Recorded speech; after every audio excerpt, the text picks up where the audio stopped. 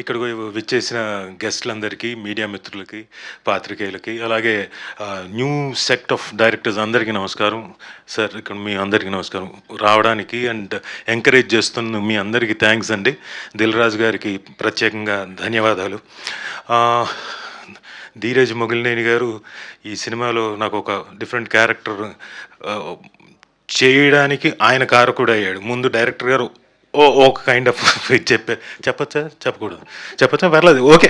సర్లేండి. అది pre release దాంట్లో చెప్తాను.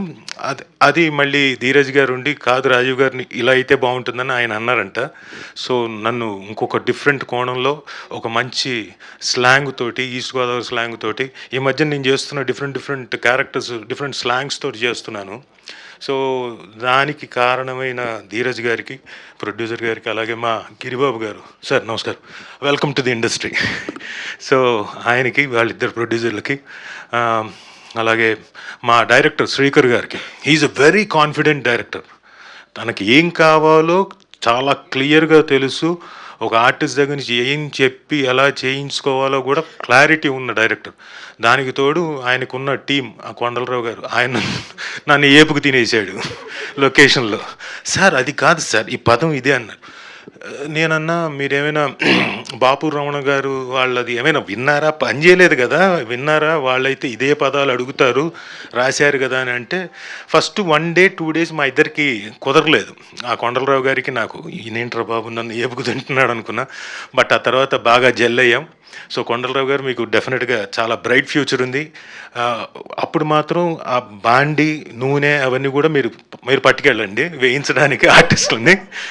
So but whatever it is, cinema తాలూకు క్వాలిటీ కోసమే కొండలరావు గారు అందరూ కష్టపడ్డారు. అలాగే డిఓపి గారు, సాయి గారు వాళ్ళు. అండ్ ఇందులో ఉన్న టాలెంటెడ్ హర్షవర్ధన్ గారు అండ్ వాసుకి గారు అండ్ హర్షిని గారు, ఆవిడ డెఫినెట్లీ సర్ప్రైజ్. ఆవిడ అంతకుముందు అంతా బోల్డ్ అన్ని యాంకరింగ్, బుల్లెట్లాగా క్వశ్చన్స్ వేసి అన్నీ చూసాము. బట్ ఇందులో చాలా బాగా చేశారు performance. And I was astonished. ఈ పదం వాడుతున్నాను, గుర్తుంచుకోండి, అస్టానిష్డ్.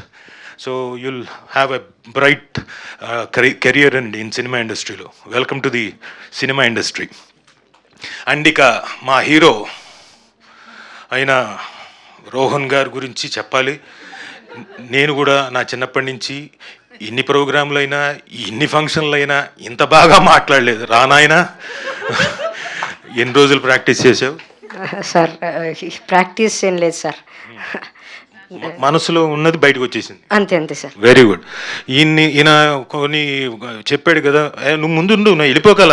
ఈయన చెప్పాడు కొన్ని. మా డైరెక్టర్ గారు నన్ను తీసుకెళ్ళి నీళ్ళలో నించోబెట్టాడు, పొద్దున్న నుంచి మధ్యాహ్నం వరకు నన్ను ఎండలో నించోబెట్టాడు, నల్లగా అయ్యేంత వరకు నాకు అన్ని కష్టాలు ఉన్నాను. కానీ ఈయనకు మాత్రం లోపల ఒక ఆనందం ఉండేది. నాకు ఒక ఖుషిని ఇచ్చారు ఆయన.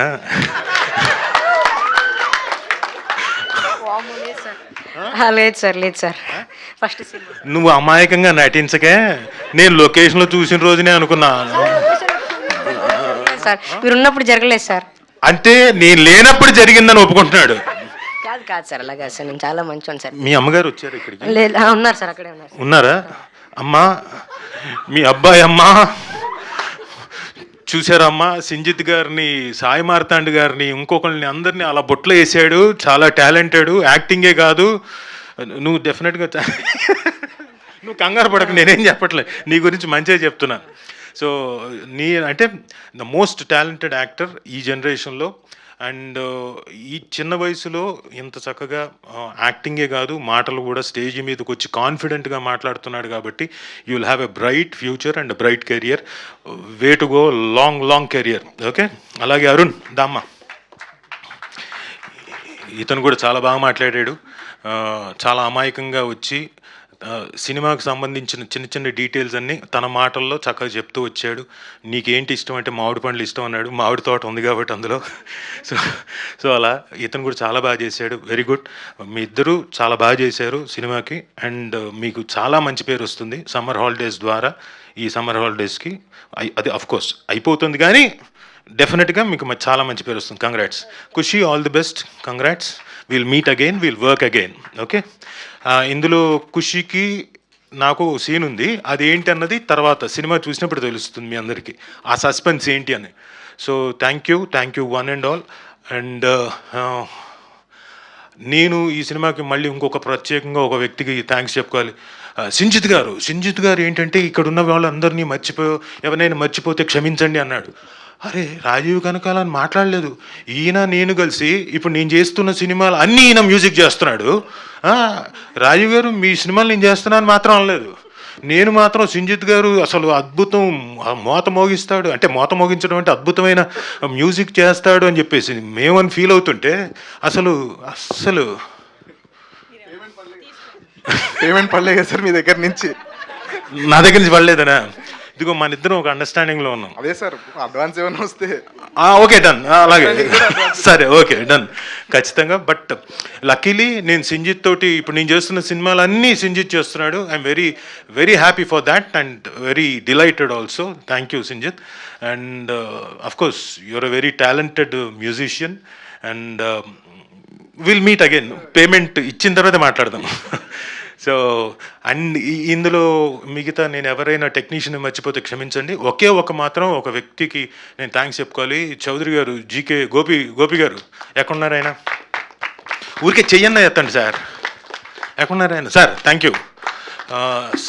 అంటే అనుకున్న టైంలో ఫినిష్ చేయగలిగిన సత్తా ఉన్న అద్భుతమైన డైరెక్టర్ గారు అండ్ త్వరలోనే డైరెక్టర్ కూడా అవుతాడు ఆయన. Wonderful person. So thank you Gopi గారు. మా డేట్లన్నీ కూడా చాలా చక్కగా మేనేజ్ చేసి చక్కగా సజావుగా షూటింగ్ జరిగేలా చూసినందుకు thank you very much and thank you one and all. Thank you sir. Thank you so much sir. Manjusha గారికి కూడా థ్యాంక్ యూ. అమ్మో లేకపోతే చాలా ప్రాబ్లం అవుతుంది. మీ సమ్మర్ హాలిడేస్ మీరు చేసిన అల్లరి. సమ్మర్ హాలిడేస్ అంటే నాకు బాగా గుర్తుకొచ్చేది మాకు సమ్మర్ కోచింగ్ క్యాంప్ మా ఇన్స్టిట్యూట్ ఉంది కాబట్టి మొత్తం అంతా దాదాపుగా ఒక 30-40 మంది 50 మంది పిల్లలతో పాటు ఆడుకోవడం.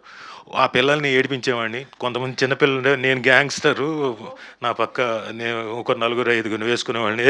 నేను చెప్పింది వినాలని వాళ్ళని ఏడిపించేవాడిని. సో చాలా ఏళ్ళు అలా గడిచింది. సో అది మా చక్కటి జ్ఞాపకాలు. సమ్మర్ హాలిడేస్ మా పక్కన మేము ఉండే ప్రాంగణానికి పక్కలో ఒక పెద్ద చింత చెట్టు, దాని మీదకి ఎక్కేవాళ్ళం కోతుల్లాగా. దాని మీదకి ఎక్కి ఆట ఆడుకునేవాళ్ళం. ఒకటా రెండా చెప్పాలే కానీ బోల్డ్ అల్లర్లు. మహానుభావుడిని. Thank you sir. Thank you very much Rajiv sir.